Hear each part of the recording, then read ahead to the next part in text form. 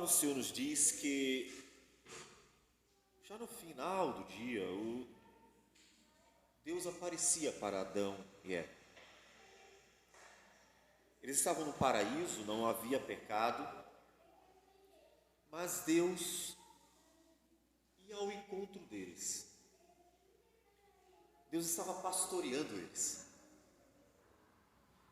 Veja que mesmo não tendo pecado, e o diabo, apesar de já existir, não estava ali na criação presente como depois da queda.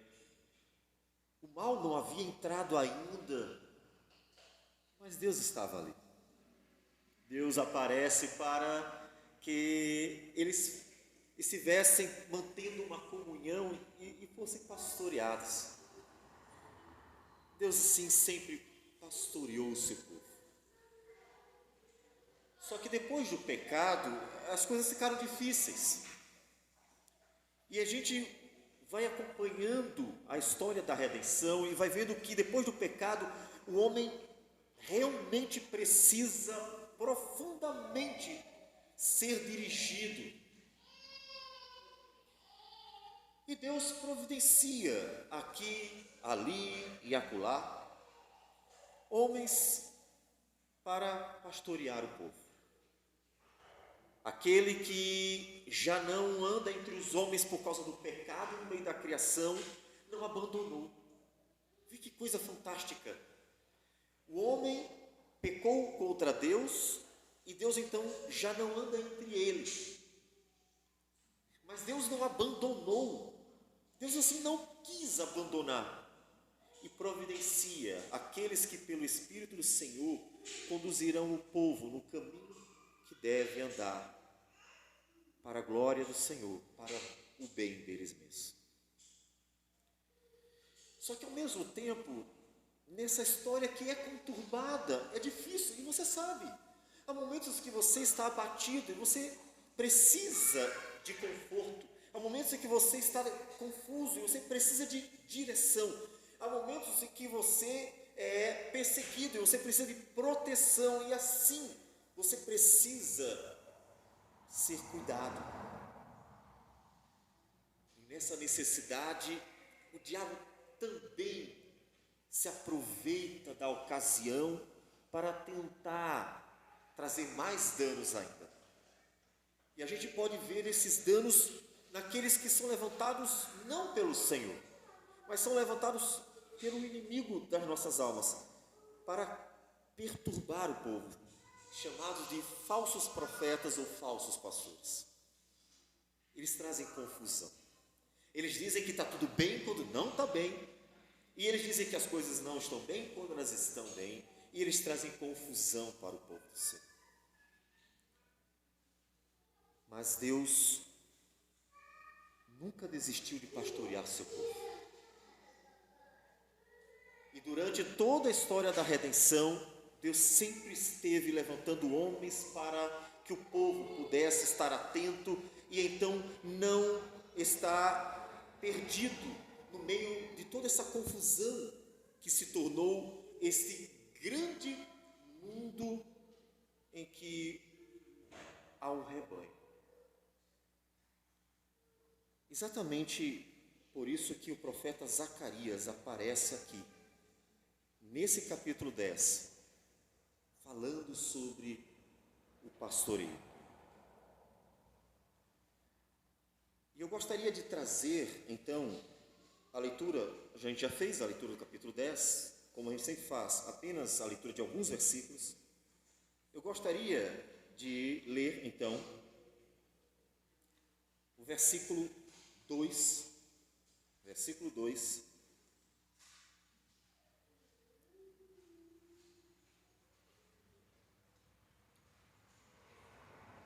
Zacarias 10, versículo 2, que diz assim: porque os ídolos do lar falam coisas vãs, e os adivinhos veem mentiras, contam sonhos enganadores e oferecem consolações vazias. Por isso anda o povo como ovelhas, aflito, porque não há pastor. Senhor Deus amado, a tua palavra diz que o Senhor é o nosso pastor, e essa é a razão pela qual nada falta. E por isso que nós, Senhor Deus, estamos aqui, conduzidos por tua graça, para o melhor lugar que o homem pode, ó Deus, se encontrar, a tua presença. O Senhor tem pastoreado nossas almas. O Senhor tem nos conduzido pelo caminho santo, justo e bom. O Senhor tem nos alimentado com a viva esperança da vida eterna. E pedimos então que nesse momento, nós que precisamos dos teus cuidados, possamos ouvir a tua palavra falando poderosa, falando, Senhor Deus, de forma eficaz ao nosso coração, porque tu sabes as necessidades do teu povo. Então, Senhor Deus, fala, que teu Espírito Santo fale pela tua palavra, para que, ó Deus, possamos entendê-la e possamos ser-la aplicada em nosso viver. Abençoa a tua igreja assim, ó Deus. É o que nós te pedimos em nome do Senhor Jesus. Amém, Senhor. Amém. Pois bem, meus amados, nós estamos seguindo, né, a sequência de Zacarias e estamos vendo um fenômeno que não aparece só em Zacarias, mas a gente está vendo bastante em Zacarias. Zacarias faz muito isso. Na verdade, então, Deus usa Zacarias para que esse recurso apareça bastante, né, nas suas proclamações, que é usar a situação do momento para proclamar algo eterno. Isso acontece de uma forma abrangente na Bíblia. Os profetas fazem isso várias vezes. E nós vemos, inclusive, um dos profetas, poderíamos chamar de o profeta messiânico, que é Isaías, fazer isso largamente também. Só que Zacarias, apesar de ser um livro pequeno, tem muito isso. Então, junto a Isaías, proporcionalmente, podemos dizer que Zacarias também é um profeta messiânico, já que ele fala muito do Messias. Só que ele usa a situação do momento, ele usa a situação que Israel está vivendo, aqui mais especificamente Judá. Quem? Judá depois do cativeiro. E então, mais uma vez, o profeta vai falar da realidade do povo, mas vai chamar para aquilo que Deus está para realizar. Observe que o profeta pega a realidade do momento, do povo, e fala sobre algo que Deus ainda iria realizar, mas era aquilo que estava sendo esperado há muito tempo, a maravilhosa obra da salvação. E o profeta, ele começa dizendo assim: pedi ao Senhor. Eu vou trocar porque fica até melhor, soa melhor para o entendimento. Peçam ao Senhor. Essa seria a melhor forma de traduzir, inclusive fica mais claro para a gente, porque é um imperativo. Ele não está dizendo que ele pediu ao Senhor, ele está dizendo para aqueles que podem ler e ouvir. Claro, aqui mais especificamente, aqueles que estavam ouvindo a profecia. Peçam ao Senhor. Então ele estava falando para o povo, é um imperativo. Peçam ao Senhor. Peçam o quê? Aí ele diz: chuva no tempo das chuvas serôdias, ao Senhor que faz as nuvens da chuva, dar aos homens aguaceiro e a cada um erva no campo. Mas por que ele começa assim, dizendo: peçam ao Senhor? Seria como hoje nós dizemos assim: ora ao Senhor. Vai orar ao Senhor, vai colocar o joelho no chão, vai clamar ao Senhor. Porque você faz tudo menos orar. Você arregaça a manga e trabalha duro, você recorre ao banco, você faz planos, você pede ajuda às pessoas, vai àqueles que especialistas em cada área, seja qual for a sua necessidade, podem auxiliar você, mas a única coisa que deveria ser a primeira de todas elas, você não faz. E aí a gente chega para você e diz assim: ore ao Senhor. Dele é a terra e tudo que existe nela. Ele criou os céus, a terra e o mar. Ele sustenta. Salmo 145 diz: dar o pão ao homem no devido tempo. Todos esperam dele a providência. Seria como dizer isso. O profeta Zacarias está exortando o povo a clamar a Deus. Portanto, a aplicação já é instantânea. Eu nem precisaria dizer mais nada, você já teria entendido. Essa é a exortação de Deus para todos os tempos, para todos os homens. Orem ao Senhor, clamem ao Senhor, falem ao Senhor. E o mais interessante é que, por mais óbvio que seja, não é o que o povo de Deus costuma fazer com frequência, como deveria. Tanto que o Senhor Jesus, na sua geração, faz a mesma coisa do profeta Zacarias. Uma das ocasiões em que Jesus exorta o povo a clamar, a orar, a pedir, a estar buscando em Deus. Por que em Deus e não em outro? Por quê? Porque Ele é a fonte de tudo. O Senhor Jesus diz: pedi e dar-se-vos-á, buscai e achareis, batei e abrir-se-vos-á. Pois todo o que pede recebe, o que busca encontra, e a quem bate abrir-se-lhe-á. Ou qual dentre vós é o homem que, se porventura o filho lhe pedir pão, lhe dará pedra? Ou se lhe pedir um peixe, lhe dará uma cobra?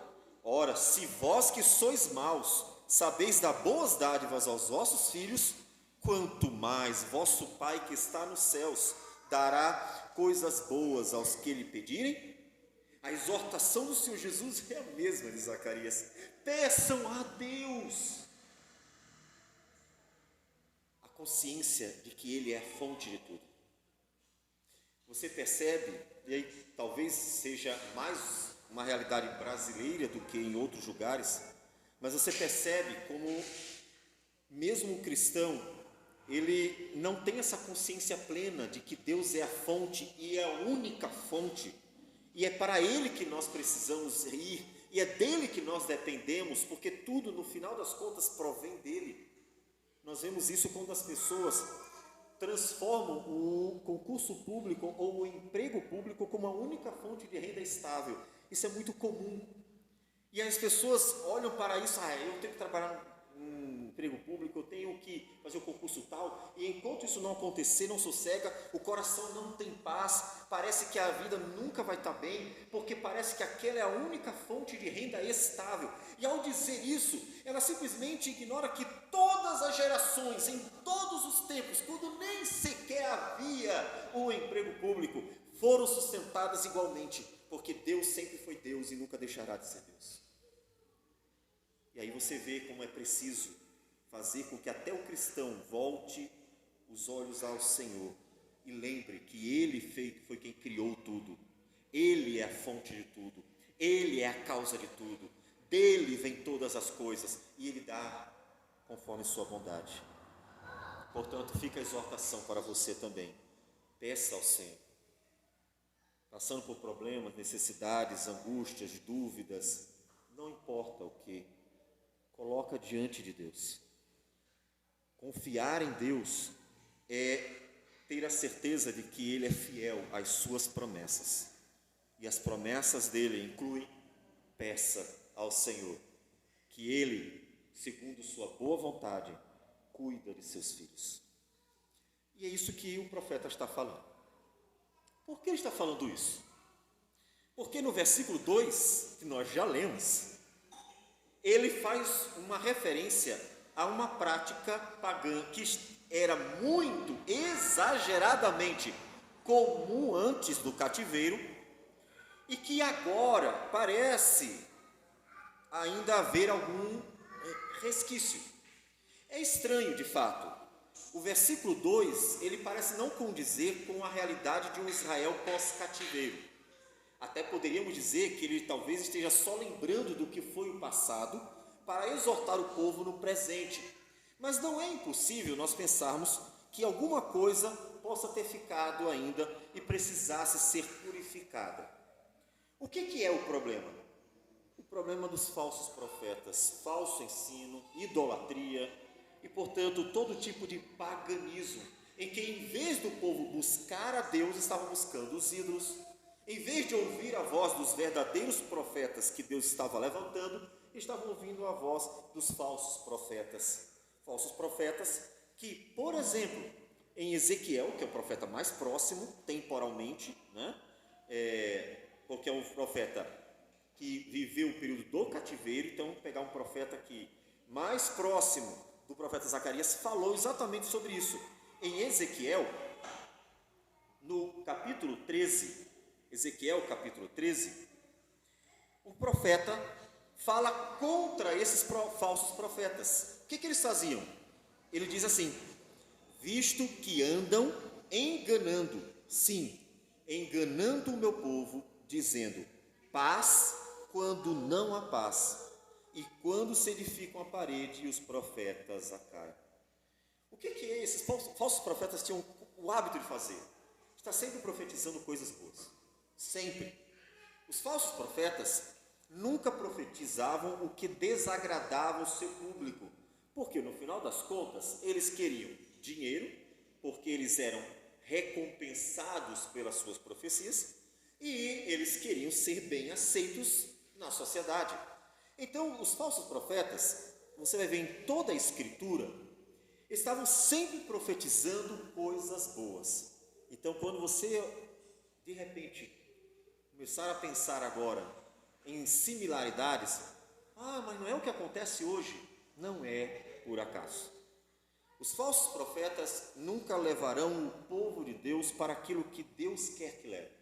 Ou seja, exortar aquele que precisa ser exortado, ao mesmo tempo em que conforta o que precisa ser confortado na verdade. Ensinar o que precisa ser ensinado, o caminho em que deve andar, ou seja, para que não ande pelo mau caminho, e de fato levar o povo à presença de Deus, que é a verdadeira necessidade, sempre a verdadeira necessidade do homem. Os falsos profetas não faziam isso. Isso, portanto, já é uma exortação para nós também, que temos visto em nossos dias como isso tem se tornado muito forte, porque tem aumentado e demasiadamente lugares em que aqueles que proclamam alguma coisa nunca proclamam aquilo que deveriam proclamar, a verdade sobre quem o homem é, um pecador, e que o homem precisa se arrepender, de que o homem precisa reconhecer a Cristo como seu justificador, que o homem precisa das misericórdias de Deus e que por meio dele, de Deus, e somente por meio dele, em Cristo, possa realmente ter alguma esperança, a esperança da vida eterna. Eles nunca levam. Então isso já é um alerta para qualquer um que já se deparou com essa realidade que nós estamos vivendo por aí. O falar só coisas boas é um hábito dos falsos profetas. E agora aqui, no profeta Zacarias, ele diz que o povo buscava essas coisas, né? Contam sonhos enganadores e oferecem consolações vazias. Ou seja, as pessoas estão precisando de alguma coisa, sim. As pessoas, quando recorrem àqueles que têm o hábito de profetizar segundo suas próprias imaginações, essas pessoas procuram porque normalmente precisam ou querem, ambicionam alguma coisa. Só que essas consolações que vêm dos falsos profetas são vazias. Por que vazias? Porque elas não provêm de Deus e não condizem com a realidade daquela pessoa. Muitas pessoas que recorrem a esses lugares procurando, por exemplo, dinheiro, porque querem que Deus as dê riquezas e prosperidade, o que elas mais precisam é de mudança de vida. E, portanto, nunca serão consoladas em suas angústias mais profundas, porque o que elas precisam é de uma mudança no coração, mas tudo o que elas procuram é uma mudança no bolso, e nunca serão consoladas de verdade. Consolações vazias. Então, ele diz Por isso, por estarem procurando falsos profetas, por estarem procurando consolações vazias, por isso, anda o povo como ovelha aflito, porque não há pastor. Em vez de estarem sendo conduzidos à presença do Senhor, eram como ovelhas perdidas, como o Senhor Jesus mesmo falou.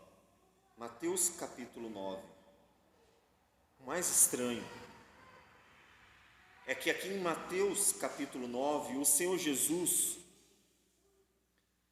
não está falando de um paganismo gentílico, de pessoas de outras religiões e que traziam ideias estranhas a Israel, não. Ele está inserido dentro de Judá e falando para um povo que tinha sacerdotes judeus que conheciam a Escritura, ou pelo menos parte dela, e que, portanto, estavam dentro do contexto judaico como deveria ser.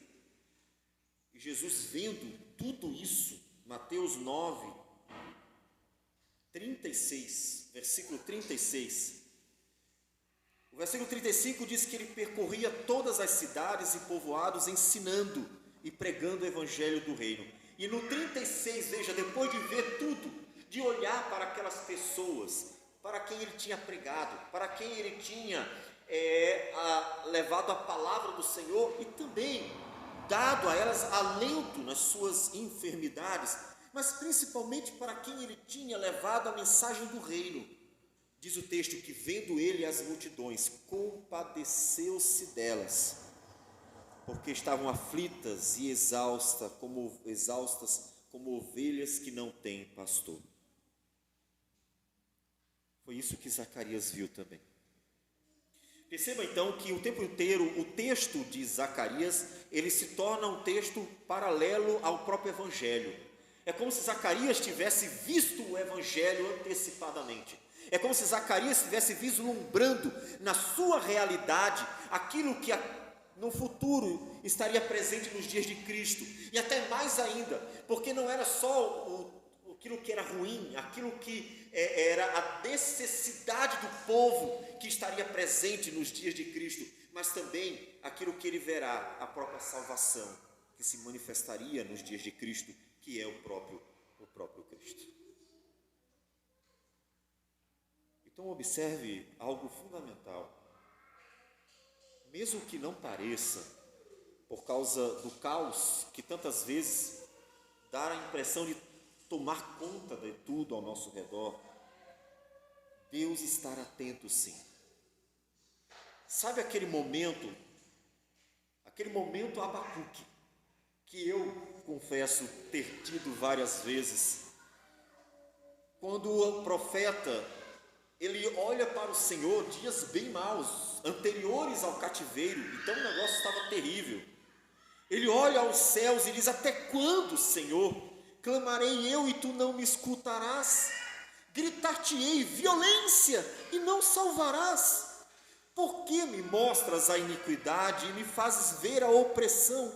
Pois a destruição e a violência estão diante de mim, há contendas e o litígio se suscita. Por esta causa a lei se afrouxa e a justiça nunca se manifesta, porque o perverso cerca o justo, a justiça é torcida. Abacuque vê o estado de miséria em que se encontrava Judá, porque aqueles que deveriam praticar a justiça e a piedade eram aqueles que estavam distorcendo a lei, e aqueles que estavam oprimindo os pobres, e aqueles que estavam causando todo tipo de caos, confusão. E ele pergunta: até quando o Senhor não está vendo? Até quando eu terei que ver isso? Você, em momentos difíceis, em momentos em que aparecem notícias mais bombásticas, mais marcantes, você provavelmente faz a mesma pergunta: Senhor, até quando? Em Apocalipse, no capítulo 6, aparece no versículo de 9 a 11, aqueles que já haviam morrido por Cristo Jesus, e eles estão na presença do Senhor, e eles perguntam, estando na presença de Deus: Senhor, até quando não vingarás o sangue daqueles que estão na terra? Ou seja, daqueles que sofrem, que são perseguidos, maltratados, injustiçados. Até quando? Essa pergunta é uma pergunta de um povo aflito, que sabe que Deus é Deus e que Deus vê tudo. E aqui em Zacarias, o profeta deixa claro: Deus está vendo sim. Observe que ele diz: olha, por causa do que estão fazendo com o meu povo, pensando aqui mais especificamente em Judá, ou seja, com os falsos ensinos, o abandono, a negligência e inclusive também a maldade diante de um povo que era o rebanho do Senhor, Judá, considerado, tratado como o povo de Deus. Deus diz assim: eu estou vendo o que estão fazendo. Eles são como ovelhas que não têm pastor. E Deus então decide tomar atitude. Aquilo que você já muitas vezes clamou ao Senhor: Senhor, quando farás alguma coisa face a tudo que tem acontecido por causa de toda essa injustiça e assim por diante? Deus fará alguma coisa. E Deus diz, versículo 3: contra os pastores se acendeu a minha ira, e castigarei os bodes guias. O Senhor faria alguma coisa. Esse texto pode ser lido, e por isso nós vamos rapidamente fazer uma leitura dos primeiros versículos do capítulo 34 de Ezequiel, porque ele trata exatamente a mesma coisa. O que, resumidamente, o profeta Zacarias fala, o profeta Ezequiel, ele aborda com mais detalhes. A palavra de Deus contra os falsos pastores. E depois disso, eu gostaria de trazer uma aplicação geral para todos nós. Ele diz assim: veio a mim a palavra do Senhor dizendo: filho do homem, profetiza contra os pastores de Israel. Profetiza e dize-lhes: assim diz o Senhor Deus: ai dos pastores de Israel, que se apacentam a si mesmos e não não apacentarão os pastores as ovelhas? Comeis a gordura, vestivos de lã e degolais o cevado, mas não apacentais as ovelhas. As fracas não fortalecestes, as doentes não curastes, a quebrada não ligastes, a desgarrada não tornastes a trazer, e a perdida não buscastes, mas dominais sobre elas com rigor e dureza. Veja que ele está atento aos detalhes. Eu creio que você entendeu. Por isso eu gostaria de trazer uma aplicação bem ampla, porque pastorear não é apenas um papel do pastor da igreja, ainda que sim também, e portanto a aplicação também tem que ser feita a nós, mas ela é mais ampla, porque pastorear é cuidar de vidas. Pastorear não é cuidar de prédios, como em nossos dias as instituições denominacionais têm feito. Pastorear não é administrar as finanças ou a estrutura político-religiosa. Pastorear não é dar o pão de cada dia apenas. Pastorear é cuidar de vidas. E, portanto, observe, pastorear é papel de pai, é papel de mãe. Pastorear é papel de professor. Pastorear é papel de pessoas que de alguma forma receberam vidas em suas mãos. Perceberam? O erro que muitas vezes é notório em nossos dias, nas lideranças político-religiosas de hoje, que não cuidam das ovelhas, mas se regalam dos benefícios, principalmente econômicos, pode ser visto muitas vezes dentro de casa. Nos pais que não cuidam, não pastoreiam seus filhos, naqueles que deveriam estar cuidando de vidas. Então eu preciso perguntar para você: ainda que você possa perguntar para mim também, me colocar na parede e dizer assim: pastor, o senhor está pastoreando vidas? Então, assim como eu devo me preocupar em dar a vida pelas ovelhas, como nós veremos, e por isso lemos hoje o capítulo 10 de João, também preciso perguntar para você que recebeu vidas. Sim, você recebeu, não importa se 1, 2, 3, 4, e no meu caso 5 filhos, todos eles são ovelhas do seu pastoreio, porque todas essas vidas foram colocadas em suas mãos para você cuidar, não para você abandonar. É feio ver muitas ovelhas nas igrejas locais abandonadas, porque os pastores não cuidam delas, mas pior ainda é ver muitos pais não cuidando dos seus filhos e abandonando-os, porque tudo o que importa é dar a eles o que precisam na mesa, no corpo e, quem sabe, uma escola boa. Mas elas precisam de mais do que isso, e você sabe como é que você sabe? Naquele dia que você está angustiado, que está triste, em que você está sendo perturbado pela realidade deste mundo difícil de se lidar, e você naquele momento tudo o que queria era um carinho, tudo o que queria era um consolo, tudo o que queria era um apoio, tudo o que queria era alguém que você pudesse realmente contar, ouvir, falar, ser dirigido e sentir que tem alguém que vela por você, que está ao seu lado, mesmo e principalmente nos momentos mais difíceis. Aí naquele momento em que você, que verdadeiramente conhece a Deus, conhece então as promessas de Deus, e pelo Espírito Santo é recobrada a esperança, a alegria, o ânimo, porque você sente o carinho, o amor, a graça, a bondade, a misericórdia, o consolo, a empatia do Senhor, pois Cristo Jesus, Ele se fez um de nós, e então você vê que Ele está pastoreando a sua vida, então você ali viu como é importante ser pastoreado. Não é diferente com o seu filho.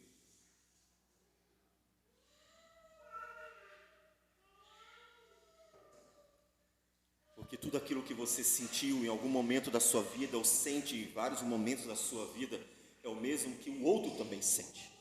O outro que está aqui ao seu lado, que muitas vezes passou por coisas que você nem faz ideia, ou outros que estarão vivendo dias difíceis e que talvez você não se importe tanto.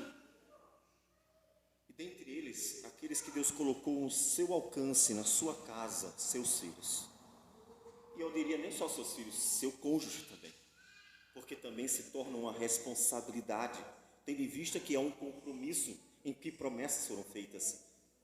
Pastorear é uma obrigação, ser pastoreado é uma necessidade. Todo mundo precisa ser pastoreado.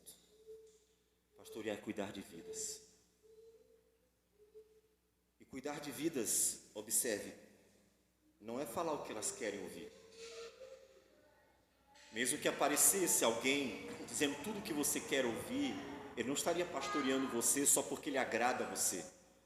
É comum isso acontecer quando alguém muito rico aparece na igreja e aí o pastor bate aquele olhão, né? O pastor, entre aspas, e aí ele enche de massageios aquele que para ele é um investimento.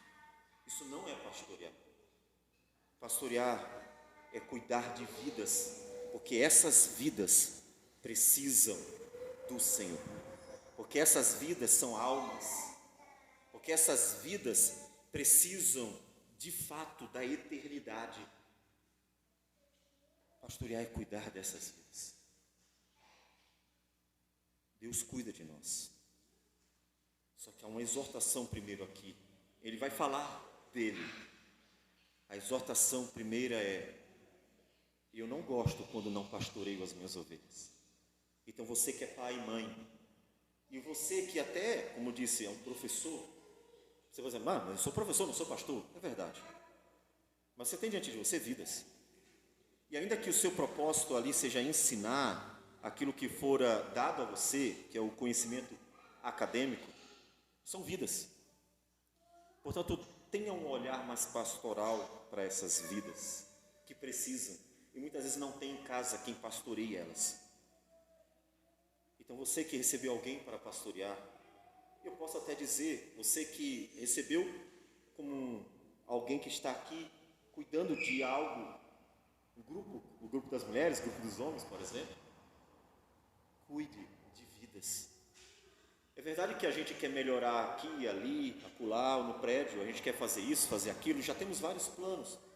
Mas sabe de uma coisa?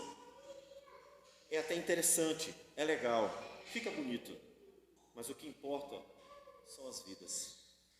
Porque no final das contas o prédio fica, as vidas vão para a eternidade. Então, cuide de vidas, se preocupe com vidas. Mas como fazer isso? Dando a elas o que elas precisam. E o que elas precisam é de Cristo. O que elas precisam é da verdade.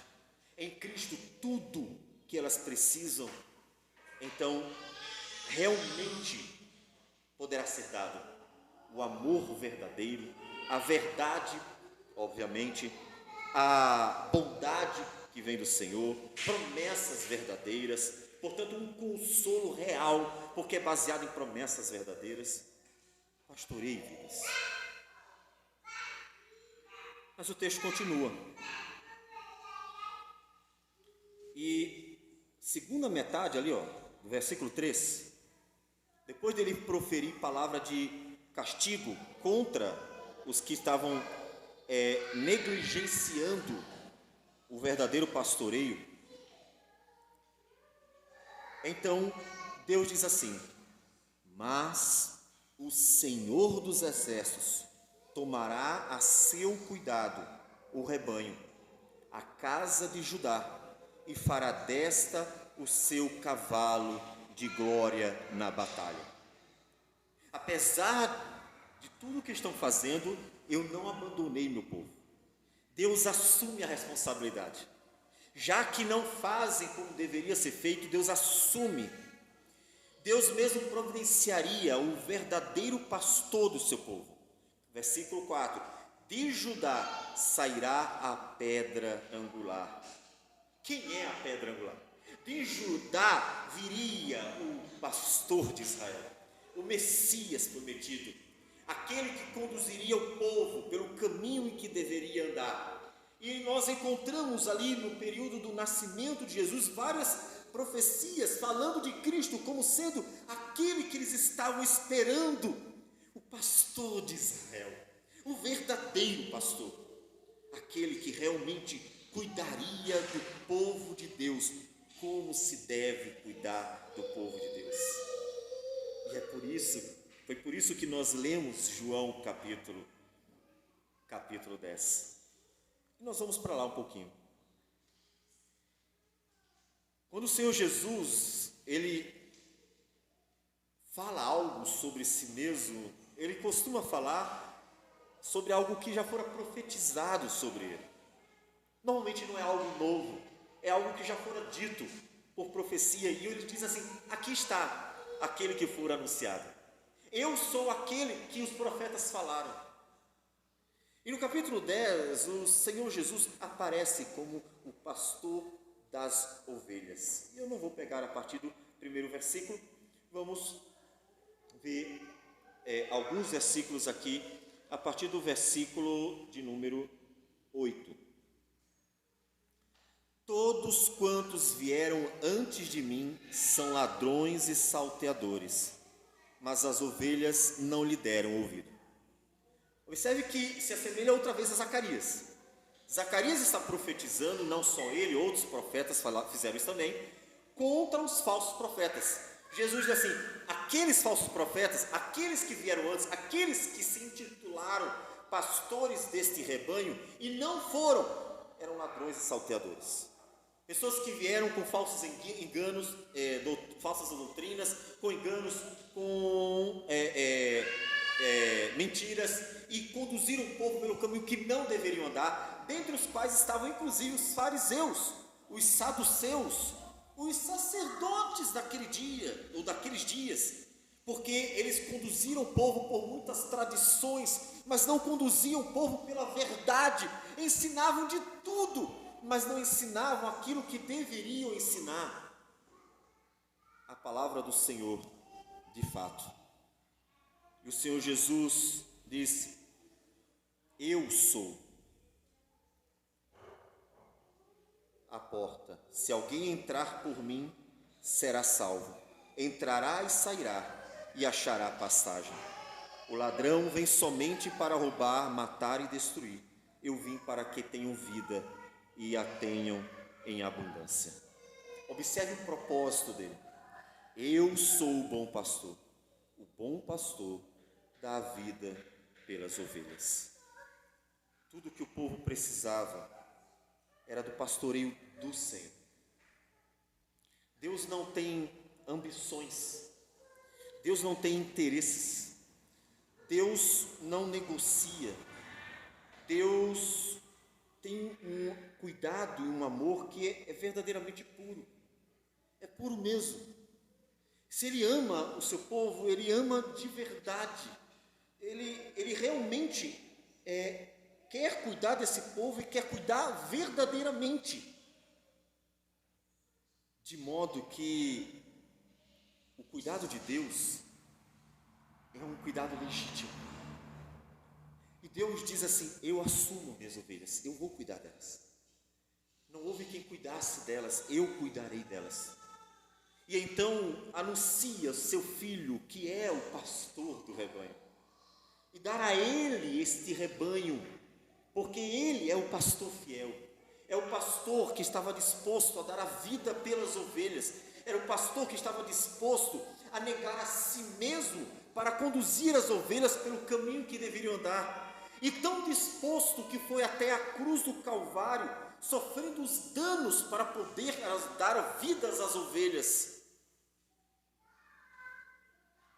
As ovelhas que estavam perdidas, porque não tinham um pastor que cuidasse de fato delas. Isso, é claro, fala profundamente ao nosso coração como pastores, e como eu falei até, pais que devem pastorear também os seus filhos. É que, olhando para Cristo, nós temos duas aplicações. A primeira aplicação é que Ele é um modelo, de fato. Pastorear deve ser imitar Cristo. Imitar Cristo, que é o verdadeiro pastor. Como é que Jesus pastoreou? Pastoreou assim. Jesus estava pouco se lixando para as lideranças da época, que só perturbavam, só fizeram besteira. Jesus estava preocupado com as suas ovelhas de fato. Jesus estava disposto a dar a vida e deu a vida. Jesus ensinava a verdade e não estava se importando com quem gostasse ou não gostasse. Ele ensinava só a verdade e assim vai. De um lado é ver Jesus como modelo, mas de outro lado, não é só olhar como modelo, é que só tem um jeito de pastorear bem. Só tem um jeito. É conduzindo a Cristo. Não é só imitar a Cristo, porque o propósito do pastor, ou mesmo dos pais, não é atrair os filhos ou as ovelhas para nós mesmos. Agora eu tenho um monte de pessoas ao meu dispor, ou que me sigam. O propósito não é esse. O propósito é levá-las para Cristo. Portanto, não é só ser modelo, ou melhor, seguir o modelo de Cristo, mas é conduzir ao próprio Cristo. Porque Ele é o verdadeiro, bom, perfeito pastor. É Ele. O apóstolo Pedro,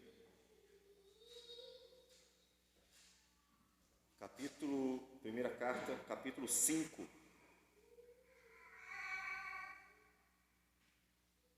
O apóstolo Pedro diz assim, versículo 2: pastoreai o rebanho de Deus que há entre vós, não por constrangimento, mas espontaneamente, como Deus quer, nem por sorte da ganância, mas de boa vontade, nem como dominadores dos que vos foram confiados, antes tornando-vos modelos do rebanho. Ora, logo que o supremo pastor, Jesus, se manifestar, recebereis a imacessível coroa da glória. Não é só seguir o modelo de Cristo, é conduzi-la para Cristo. Ou seja, como é que você deveria ser um pastor dos seus filhos? Como é que você deveria ser um pastor de alguém que fora dado a você? Alguém que foi confiado a você? Se você pensar bem direitinho, isso poderia ser aplicado a qualquer relação pessoal em que há um líder e um subordinado. Observe, na empresa, um chefe tem uma relação de líder com os seus subordinados, os funcionários. A sua relação pessoal, ela é uma relação pastoral. É claro que se ele está administrando a empresa, o que ele faz com a empresa administrativamente é outra questão. Mas quando ele está se relacionando com o funcionário, ele não está se relacionando com uma máquina. Ele não está se relacionando com uma coisa. E nem mesmo com um bicho. Ainda que nesse mundo perdido, tem gente que trata bicho melhor que gente. Não. Ele está se relacionando com uma vida feita à imagem e semelhança de Deus. Portanto, a sua relação pessoal com Ele é pastoral. Assim como a sua relação pai-filho é pastoral. Assim como a relação pastor e ovelhas é, obviamente, pastoral. E assim vai. Toda relação pessoal de um líder com seus liderados, ela deveria, à semelhança de Cristo, que é Rei, que é Senhor, que é o Salvador e que também é o pastor. Portanto, observe que ele também tem uma ampla atuação na criação inteira.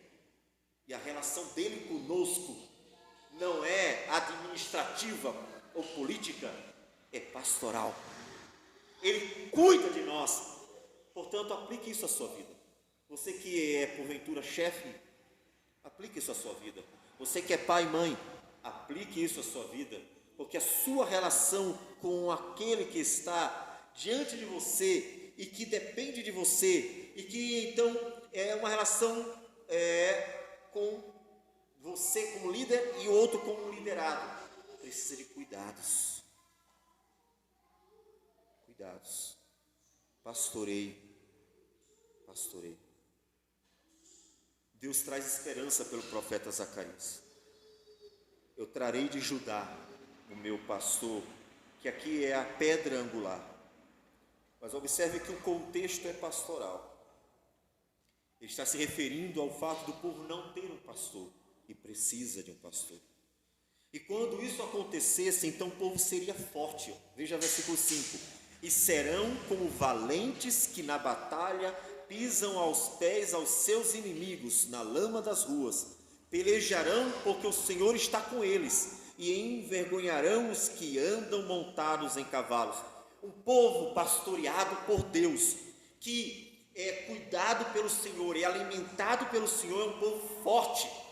Eles serão fortes como um cavalo na batalha, fortes, vigorosos. O pastoreio de Deus é eficaz.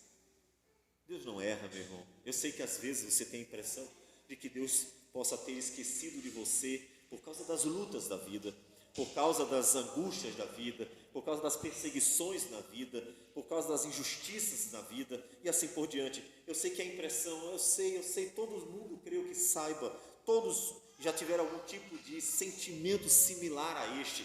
Todavia, o Senhor não faz isso. E podemos ver isso, que o trabalhar de Deus é real, é que Deus opera não só fora, mas dentro de nós.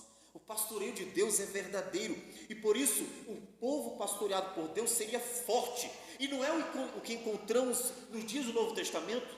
Em Efésios 6, o apóstolo Paulo diz: fortalecei-vos no Senhor. O apóstolo Paulo exorta o povo a buscar na palavra de Deus aquilo que eles precisavam para estarem sempre firmes e fortes nas batalhas.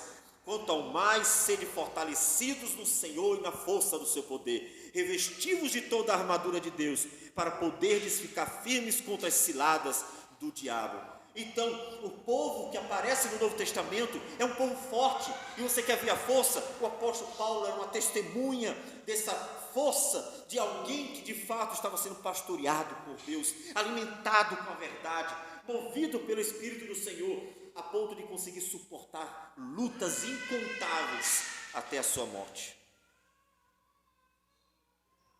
A nossa força, porque Deus pastoreia as nossas vidas. E aí já fica outra vez uma aplicação, mais duas. De um lado, busque no Senhor tudo o que você precisa. Ele é o seu pastor. Acima de tudo, acima de todos nós, Ele é o seu pastor. Portanto, busque no Senhor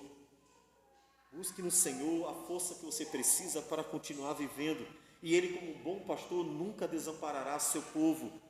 Ele jamais deixará os seus filhos, de modo que pelo Espírito Santo Ele nos capacita, de modo que pela palavra Ele nos alimenta. O Senhor sempre estará alimentando, sustentando, fortalecendo o seu povo. Busque no Senhor, busque no Senhor. De outro lado também, devemos lembrar que nisso Deus nos dá uma direção para o nosso pastoreio, o seu, o meu. É que quando as ovelhas são pastoreadas segundo a verdade, como Deus quer, elas são fortalecidas, elas aprendem e elas então são capacitadas para lidar com as lutas da vida. Você já percebeu que você tem hoje um desafio, você vence o desafio, mais à frente aparece, você pensa assim, não vai ter mais, já passei pelo deserto, não vou passar mais. Chega lá na frente, aparece outro desafio maior ainda. Ao aparecer um desafio maior ainda, há uma sinalização, você está mais forte, e por isso o desafio é mais forte. Você aprendeu, você cresceu, você amadureceu, portanto o desafio que aparece na sua vida é condizente, está no nível, em acordo com o que você é. A Bíblia diz, Deus não nos deixa ser tentados, provados, desafiados, além das nossas forças. Portanto, todo desafio vem na medida do que eu mesmo fui capacitado para lidar com essas coisas. Você pode até perguntar, mas por que às vezes perdemos a batalha? Porque não fazemos uso das ferramentas divinas, do que Deus nos deu. Nós deixamos levar pelas tentações, nós simplesmente nos deixamos ser conduzidos, mas não é porque não tínhamos a capacidade, porque Deus é fiel e nunca deixará que nós sejamos tentados ou provados, desafiados além da nossa capacidade. Junto com os desafios, Deus dá a capacidade para suportá-los ou vencê-los. O povo de Deus, pastoreado por Deus, é um povo forte. Serão como valentes na batalha. E assim, os apóstolos foram perseguidos, foram maltratados, foram açoitados, foram humilhados. A igreja foi perseguida. Em Apocalipse, a igreja está sendo destroçada. Mas quanto mais eles perseguem, maltratam, mais ela cresce, mais ela está firme, mais ela glorifica a Deus, porque são como os valentes do Senhor, porque Deus é o bom pastor dela e está alimentando, sustentando, fortalecendo, conduzindo, porque Ele é fiel. E Ele cuida fielmente, graciosamente do seu povo. Isso é um consolo para nós. É a certeza de que nunca seremos desamparados, mesmo quando pareça. Lembrem do Salmo 23. O Senhor é o meu pastor, nada me faltará. E Ele nos conduz às vezes pelo vale da sombra da morte. E lá está presente com sua vara e o seu cajado para nos proteger, nos defender e nos guiar pelo caminho que devemos andar até o fim do vale sombrio. O Senhor. Portanto, observe que Deus vê a realidade triste, mas não deixa assim. Deus está vendo o que está acontecendo de ruim, mas não deixa assim. Deus não abandona o seu povo. Deus toma para si e diz, eu pastorearei. E promete o pastor das ovelhas, que é o seu filho, o bom pastor Jesus. E então, conforta o coração. E como no versículo 8 ele diz, eu lhes assobiarei e os ajuntarei, porque os tenho remido. Quando quando ele fala que assobia para juntar o rebanho, ele está chamando o rebanho. E o Senhor Jesus ali, em João 10, ele diz exatamente isso. Ele diz que ele chama as suas ovelhas, ele conhece as suas ovelhas, e ele as chama pelo nome, e elas ouvem. Versículo 27 diz: as minhas ovelhas ouvem a minha voz, eu as conheço e elas me seguem. Aqui em Zacarias ele diz: e lhes assobiarei e os ajuntarei. Veja, é o chamado do pastor às ovelhas. Jesus faz menção exatamente ao que Zacarias está dizendo. Zacarias diz: e Deus juntará o seu rebanho, Deus chamará o seu rebanho, e o rebanho vai ser juntado. Jesus diz assim: eu chamo as minhas ovelhas, elas ouvem a minha voz.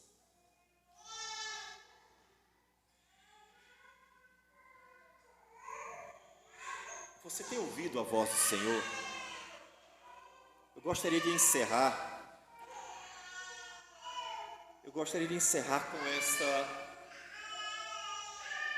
essa palavra. Você ouve a voz do Senhor? Deus tem falado, tem falado. Hoje, talvez mais do que nunca, Deus tem falado, porque apesar de também haver muita coisa estranha acontecendo por aí, hoje mais do que nunca você consegue abrir a Bíblia, ouvir a Bíblia e acompanhar a Bíblia em todos os lugares. Ela quase que está sendo passada na nossa frente o tempo inteiro, porque tudo que você abre no celular, tudo que você vê, tem algum versículo da Bíblia. Você tem ouvido, Senhor? Sabe aqueles momentos em que você precisa de direção? Então eu pergunto: mas você tem ouvido que Deus tem dado direção tantas vezes? Deus tem falado, Deus tem dado direção, ensinado. Você está ouvindo? Ou seja, pense na sua vida. Aí você disse: eu tenho um problema conjugal, mas quando Deus fala, você ouve? Eu tenho um problema no trabalho, mas quando Deus está falando, dando direção, você ouve? Eu tenho um problema financeiro, mas quando Deus te ensina, você ouve? Eu tenho um problema não sei aonde, mas quando Deus fala, você está ouvindo? Ou seja, você está ouvindo Deus falar? Que você tem algum problema? Nós todos sabemos, todo mundo tem algum tipo de necessidade, dificuldade, problema na sua vida. A pergunta, portanto, importantíssima é: você tem ouvido Deus falar? Há uma historinha que eu sei que ela é cômica, mas eu não vou usá-la de forma cômica, obviamente, mas ilustrativa. A historinha diz o seguinte: houve uma grande enchente e as águas subiram muito, e o homem ficou no telhado de sua casa. Então ele começou a orar: Senhor, me salva, que eu vou morrer. Daqui a pouco aparece um barquinho, e um homem passa ao lado da casa, olha para ele e diz assim: vem cá, pula aqui para o barco. Mas ele diz assim: não, Deus vai me salvar. E aí o homem vai embora. Daqui a pouco passa o bombeiro com um barco maior, e aí então: venha. E tentando tirar aquele homem, o homem recusa outra vez e diz assim: não, Deus vai me salvar. Por fim, já com a água no teto, cobrindo praticamente tudo, o helicóptero passa, lança a corda e diz assim: pega na corda, venha. E o homem recusa outra vez e diz assim: não, mas Deus vai me salvar. O homem morre. Chega no céu e diz assim: Senhor, eu esperei na tua salvação. Por que o Senhor não me salvou? E a resposta dessa analogia, dessa historinha é: eu mandei um barco, um barquinho, um barco e um helicóptero. Você recusou todos os três. Como disse, era para ser uma historinha cômica, que eu não quero que seja cômica. Eu quero que ela sirva de uma exortação para você. Você tem ouvido o pastoreio de Deus? Ou você tem recusado Deus falando para você todos os dias? Você tem ouvido Deus dando a direção por sua palavra, usando servos dele para te dirigir pelo caminho que deve andar, conduzindo você para ser um bom marido, uma boa esposa, um bom pai, um bom funcionário, um bom chefe, um bom servo de Deus na igreja, um bom irmão em Cristo, e a ser um bom filho, ou seja, para você ter a direção certa de como viver, ter até um consolo diante de todas as necessidades e desafios da vida, ou seja, Deus tem uma palavra para você em tudo. Não existe uma só necessidade da sua vida que Deus não tenha uma palavra, mas você tem ouvido Deus falar. Ou você recusa um, recusa o outro e fica esperando algo extraordinário que Deus já está fazendo. Deus já está fazendo algo extraordinário, só você não vê. Então, lembre-se da promessa cumprida do profeta. Deus nos enviou o seu pastor, Jesus, e ele realmente cuida de nós. Então ouça a sua voz e siga, porque ele realmente pode e nos dirige pelo caminho em que devemos andar, porque ele mesmo é o caminho, a verdade e a vida.